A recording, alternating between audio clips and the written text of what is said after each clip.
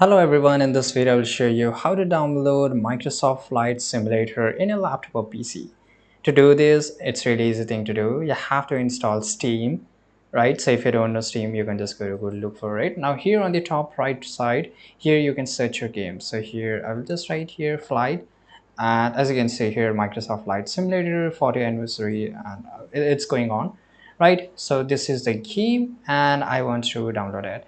So as you can see here, you have to purchase this game, and this is also VR supported in the Windows, so that's good for you if you use that.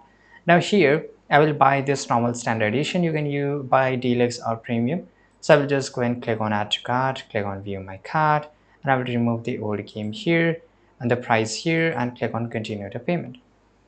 And here then it will ask you the mode of payment which you want to pay. So I will just go with my domestic card here, and you can enter your billing address, click on continue. Once you have purchased the game, automatically in few seconds it will show up in your library. Make sure there's a tick mark beside games here, right? And here let's say that this is a flight simulator. You have to install this game. Once it get installed, you can just play this game directly from here, right? So every time whenever you like to feel to play, you can just go and click on play. That's it. Thanks for watching. Subscribe.